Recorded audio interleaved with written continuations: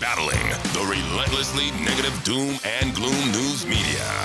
It's the Nick Stenger Show, coming to you live from the Stenger Family Office headquarters. It's your host, Nick Stenger.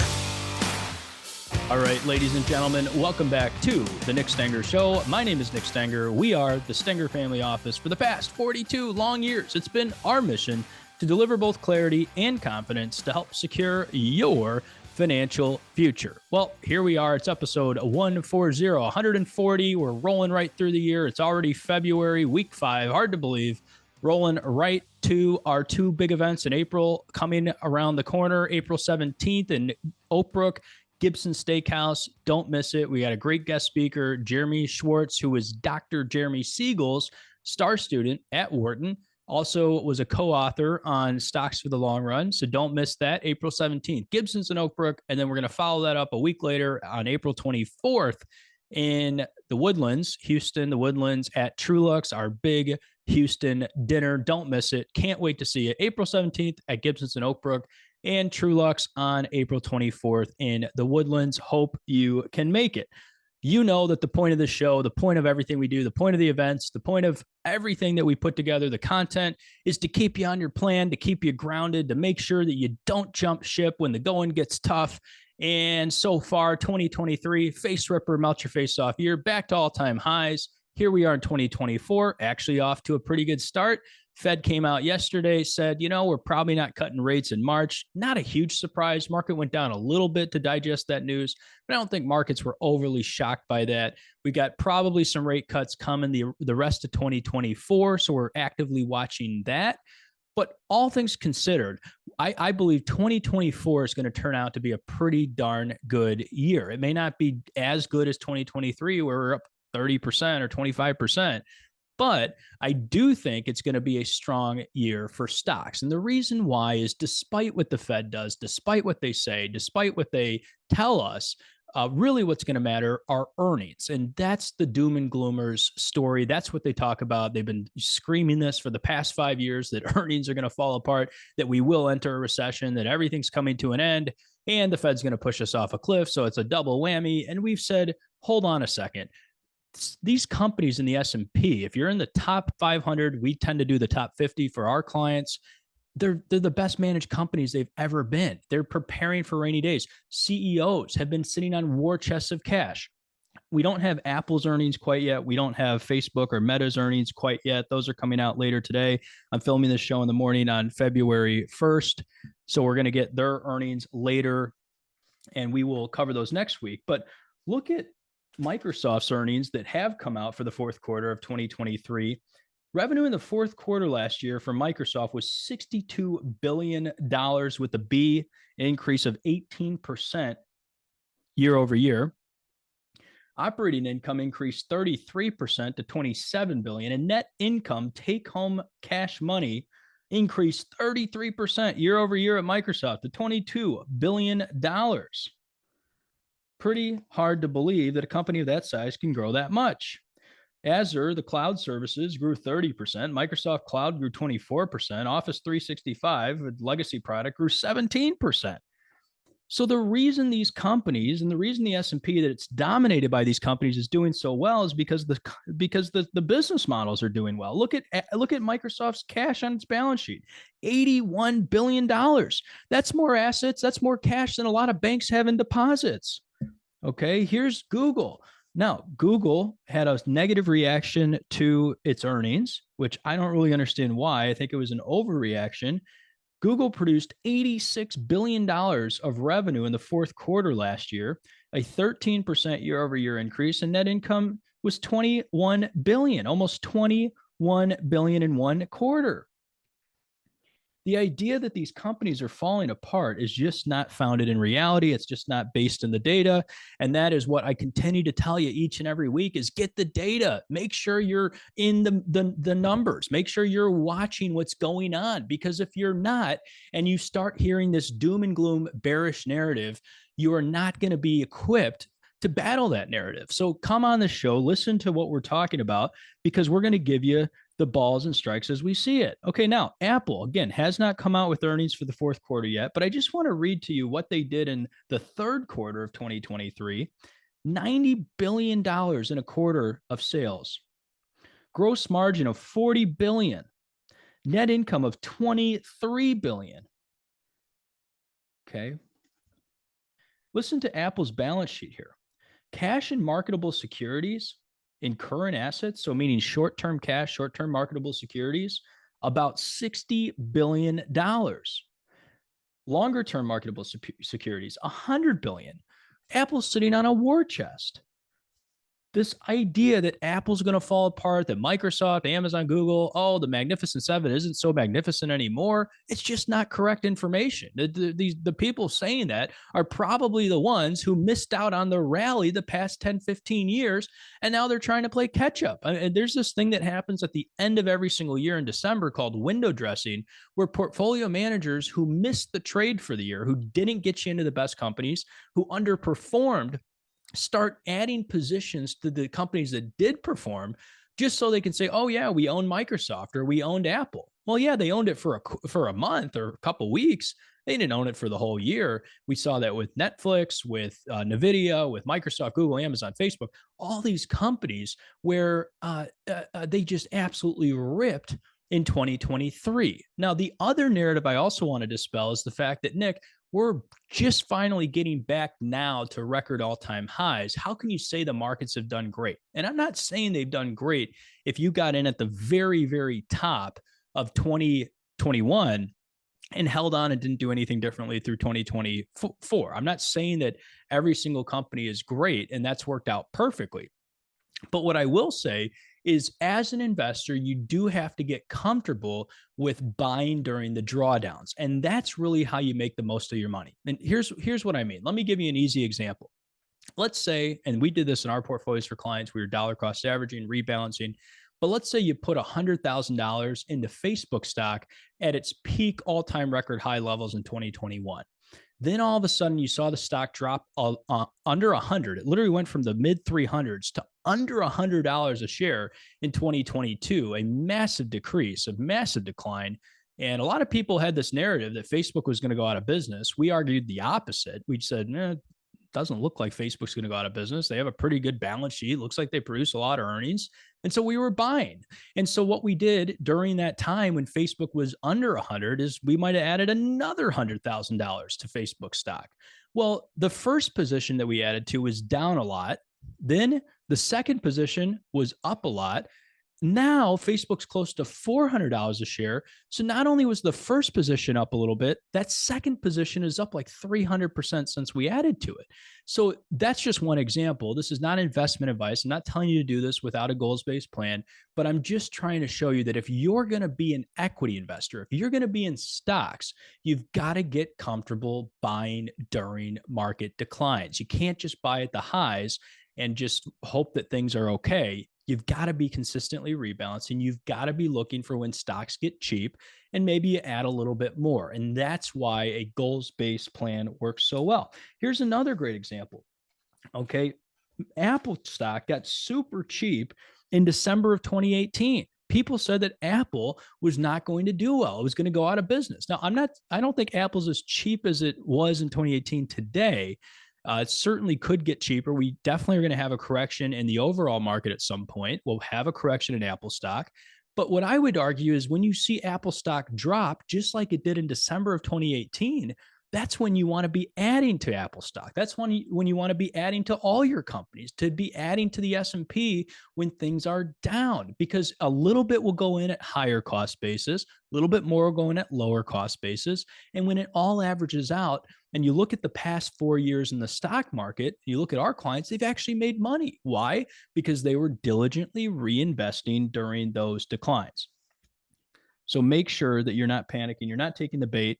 Right at the time when you think you want to panic and sell, that's usually the time that you may want to buy. And it's not to say you'd want to have 10% of your net worth in one company or 20% or anything like that, but you just want to be carefully rebalancing, carefully adding when things get cheap.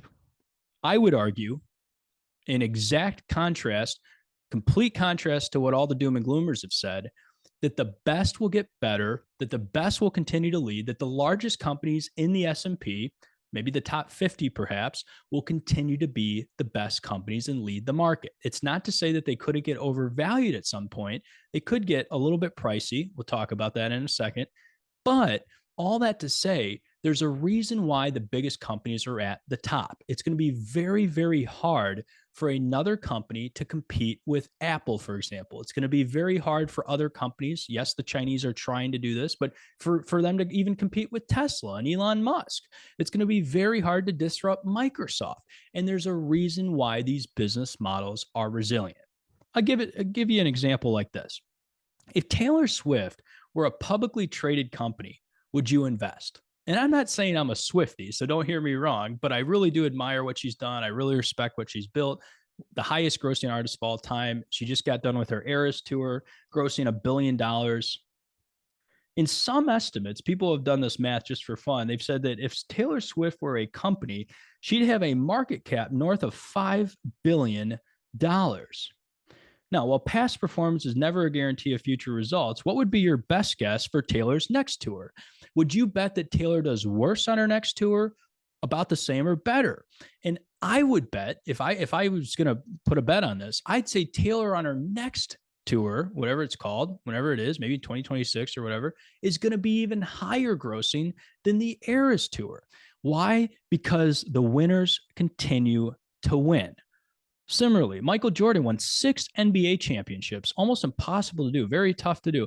New York Yankees have won 27 World Series. Coach K has won 1,202 games, the winningest coach in basketball history. It's the Matthew principle that I talked about on the weekly show in the past, Matthew 25, that points out this phenomenon. The best continue to get better, and the worst continue to get worse.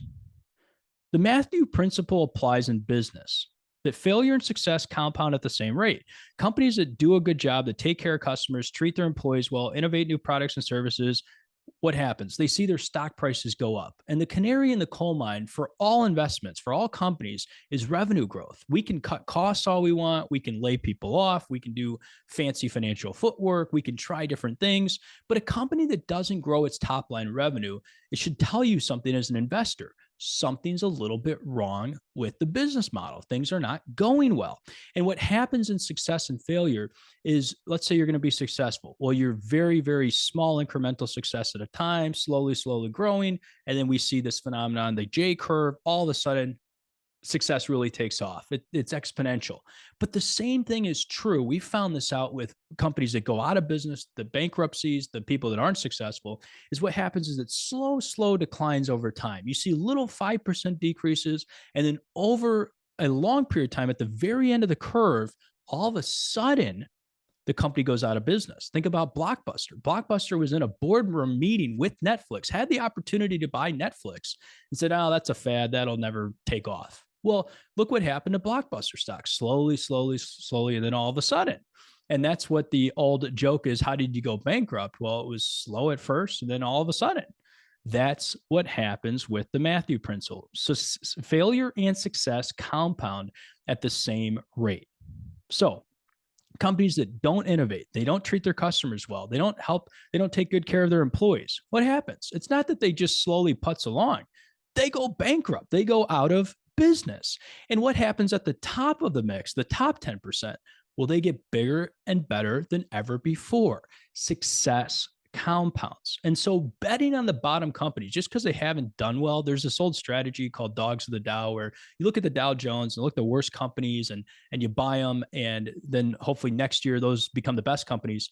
That really has not panned out in recent history. And I think one of the reasons why is because companies have gotten smarter, management teams have gotten better, and we do learn over time. And I'm not saying that people didn't feel that way during the 90s. Certainly, there were investors in the 90s who said, oh, these companies have never been better. It's never been like this. We're in better shape than ever before. But I would also argue they were not producing the cash flows that our top companies are producing today. They did not have the monopolies that our top companies have today, which could lead to breakups. We've seen that happen. But breakups and antitrust regulation has actually created more value over the long run. Think about a company like Google, for example, where if they had a spin-off YouTube as its own company, could end up being one of the top companies in the S&P on its own. So that's the reality of these big companies. Once they get the winning formula down, they don't automatically just start losing. And it's not that the lowest companies, because they've consistently lost, all of a sudden become the best. And I know this sounds very obvious. I know it sounds like, yeah, why would you ever bet against Taylor Swift? Why would you ever bet against Elon Musk? Why would you ever bet against these top CEOs, these top companies? But that's what a lot of professional money managers have done. They've said that the biggest are too big. There's no way they're going to get bigger. And I just don't think that aligns with reality. Take Elon Musk, for example. He's a little bit controversial, but even if you love him or hate him, it's hard to deny his brilliance. Tesla's battery technology, manufacturing processes, driverless car technology literally have the potential not to just disrupt the auto industry, which it already has, but also the entire transportation industry. Think about trucking, think about taxi drivers, think about car rental business, think about the shipping business, manufacturing industries. Think about Elon Musk's rocket company, Starlink. It's so advanced that it could eventually displace phone carriers and internet providers. The long run vision of his SpaceX company is to fly people from Chicago to Tokyo in under 2 hours. Betting on a visionary CEO like Musk isn't just a good idea. It's been studied by Harvard Business School and Bain Capital as a legitimate investment strategy. There's a great book out there that these former Bain Capital consultants wrote called The Founder's Mentality. It's at HBS. I'd encourage you to take a look. And it shows that the top run companies, that the best CEOs are just built differently. And I would argue that the top CEOs, the top management teams are similar to the top artists and the top athletes. There's not 1,000 Taylor Swifts out there. There's one. There's not 1,000,000 Drakes or Justin Biebers or the Rolling Stones or the Grateful Dead. There's just one of each. You can't recreate these people overnight. So just like top artists, like Tom Brady, just like top athletes, like Tom Brady, like Coach K, like a lot of these other people that you admire, Michael Jordan, LeBron James, I think CEOs are the same. Look at Elon Musk at Tesla. Look at Steve Jobs at Apple, Satya Nadella at Microsoft, Reed Hastings at Netflix, Jeff Bezos at Amazon, Mark Zuckerberg at Facebook. Look at the massively successful enterprises that they've created, and look at the billions of dollars in value creation for customers, employees, and shareholders. For example, Amazon employs some 1.5 million people, pays over $100 billion a year in taxes, is worth $1.6 trillion, larger than the GDP of 164 countries. As investors, we do not want to bet against Amazon, just like we probably wouldn't want to bet against Taylor Swift. And that's my point. Stay in the best, stay in the biggest, stay in the S&P. What we've done is we've gone even a step further. We like the top 50 of the S&P 500, and your 401k at work, you may not be able to invest in the top 50. So the S&P 500 is pretty good too. One of the things you'll find is that there's this constant push to say, oh, maybe you should buy some small cap. Maybe you should buy some mid cap. Maybe you'd want to buy some international stocks, some companies in Europe or Japan or Asia. And while there are some good entrepreneurs in those places, while there are some really smart people and some really good companies, by and large, on the average, the US is just a much better place to invest. So what the bears are going to point to and what they're going to say and what the doom and gloomers have said is that they're going to say big tech's overvalued. They're going to say that US companies are pricier, for example, relative to European companies. They're going to say Microsoft's price to earnings ratio on a go-forward basis is 30, and the rest of the S&P is only 18. So what happens if Microsoft ends up back at 18 like the rest of the S&P? That's just not how the market works. The market doesn't just go back to long-term averages just because that's the average. Yes, there's mean reversion. Yes, things kind of go back to that mean reversion line. But when you have a winning company that's more valuable fundamentally than all the other businesses in its industry, than all the other businesses and industries around it, it's not going to trade at the same price to earnings ratio as the general market. People have said this about Costco, for example, for the longest time. They said Costco has this way overvalued price to earnings ratio. There's no way that Costco is going to continue to be able to grow it. And again, none of this show is investment advice. I'm not saying Costco is the best stock to buy right now, so don't hear me wrong. I'm just telling you, looking backward, people have been wrong on Costco stock every year for like 20 years now, saying it's overvalued. People have been wrong on Amazon stock. They've been wrong on Tesla. They've been wrong on Microsoft. And the reason why is because they didn't look forward into the future. They didn't see the big picture of value creation that was happening. Well, one of the metrics I really like to look at before we buy a stock in the portfolio is we do a LinkedIn search for headcount growth. That's one of the inside secrets of what we do. And it's not the only metric we look at, it's just one of many. But one of the things that we do is we like to see if there's been headcount growth at a company. And there's very rarely a time in investing where headcount is shrinking and it leads to really good outcomes with the stock price.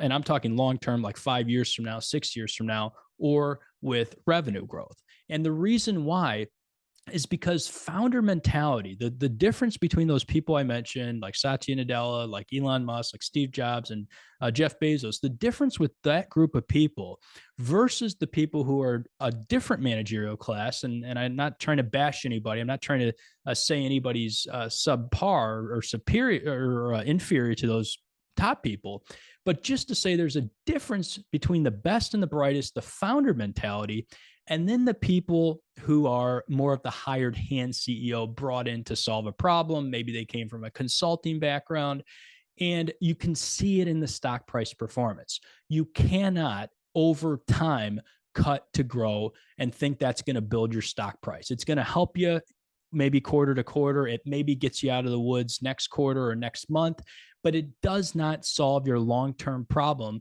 of value creation and creating more revenue.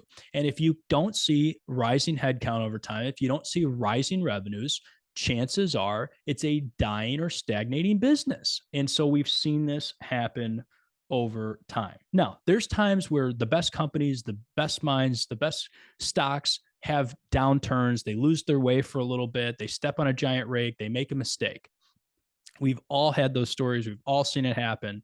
That's why you got to be diversified. That's why you don't put all your eggs in one basket. But the reality is just because something is expensive on a relative basis or cheap on a relative basis, cheaper doesn't always equal better. For example, there's a huge difference between the price of Palm Beach real estate and Illinois icy cold, rainy winter weather real estate. And yes, there's obviously very valuable real estate in Illinois. We all know that. But Illinois does not have the appreciation that the coast of California has, that Palm Beach, Florida has, that some places in Texas have. Why? Because they just we don't have in Illinois the demand growth. We don't have people lining up to buy these properties, just like we would in Palm Beach or California. And the reason why is because there's, first of all, limited supply in those markets. There's sunshine, there's beaches, there's warm weather, there's all these different factors that make people want to move to those places and get out of some of the colder states in the northern states. And so over time, Palm Beach real estate becomes pricier on a relative basis. It might trade at $2,000 a square foot versus a house in Illinois that might be $200 a square foot.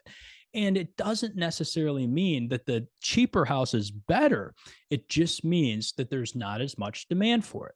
At some point in time, you can get into a bubble. There can be bubbles that form.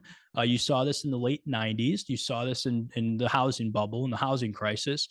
Obviously, things can get overly expensive. They become to the point where there's no price that would make sense. And Warren Buffett talks a lot about that you could find the best asset on earth. If you overpay for it, it's still a bad investment. So we don't want to overpay.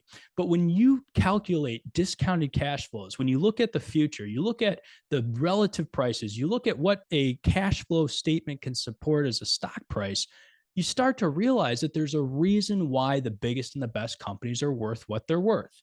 Just like you find out that Palm Beach real estate is worth what it's worth. Now, if the house in Palm Beach goes from 50 million to 100 million, that's when things can get a little bit pricey. That's when things can get a little bit too overvalued.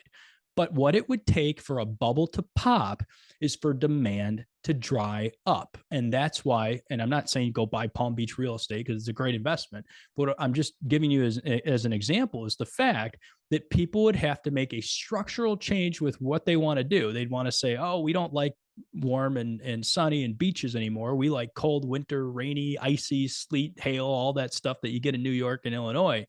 And then you would see demand dry up. It's pretty rare that that would happen. Same thing with today's top companies. People would have to say, we don't want cloud anymore. We don't need cybersecurity. We don't need high-speed personal computing. We don't need internet. We don't need high-speed travel. Okay. If everybody said that all at once, then you'd see a massive decline in the share prices of these top companies we've mentioned, but you just don't see that trend in declining demand. Obviously, at some point, if Microsoft trades for 300 times earnings and you buy it for 300 times earnings, you will pay the price for a very long time. And that's what happened to people in 1999 and 2000. So what I'd encourage you to do is look at the years leading up to 1999 and 2000. We had 1994, a great year. 95 was a great year. 96 was a great year. 97, 98, 99. And then 2000 is when the bubble popped. All of those years leading up to the bubble pop in the 90s were like double digit, unbelievable 20, 30% years back to back to back. So if you bought in 94 and 95 and 96 and 97 and 98, you had consistent years that you were up big time. You were up 20, 30%. Then you gave some back in the money that you put in 1999 and 2000. Again, you made all this money for 5 or 6, 7 years, you gave some back. And this goes back to the point that I made before, that when you're in the stock market, when you're buying companies, especially if you're buying big tech, if you're buying the best companies, sometimes you pay a little bit too much for their stock price. Sometimes you get it at a really good value and it's really cheap. But if you're consistently buying over time, you're consistently rebalancing, your dollar cost averaging into the stock, you end up making money over the long run. And those long-term averages on the S&P going back 200 years now has been almost 11% per year. Technology is the secret sauce. It's the driver behind the scenes of all growth that we have. Technology is the weapon we have against inflation, because technology brings down costs. It makes products cheaper and better and faster. It makes life better. Medical technology, all the great stuff that we've come to know today is powered by entrepreneurs creating value. And so, yes, you don't want to pay the wrong price. You don't want to go way overboard and pay the wrong thing for earnings. My bigger point with this article and with this episode this week is just to say that I do not believe companies are radically overvalued. I don't think you buying the S&P at these levels is going to set you back like it did in 1999 and 2000. And we actively watch that. We watch earnings ratios. We watch earnings. We see where the market's valued, because we don't want to pay the wrong price for earnings if we don't have to. But I just don't think we're there today. I think where we're going to head is we're going to be in a strong bull market for the next couple of years. We may see P ratios expand dramatically over the next 5 years, especially if interest rates go down. And at some point in the next 5 years, we probably will get overvalued on the stock market. The stock market will trade higher than what the fundamentals can support.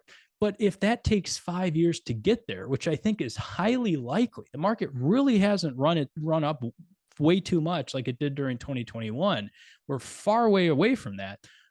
What'll happen is we'll have 4 or 5 really good years in the market. And if you sit that out, if you consistently sit there and say, I'm going to wait for a buying opportunity, I'm going to wait for things to get better, I'm going to wait for prices to come down, you may be waiting for a long time. So here's my advice to you. If you're sitting on cash, get some to work, whatever you feel comfortable with.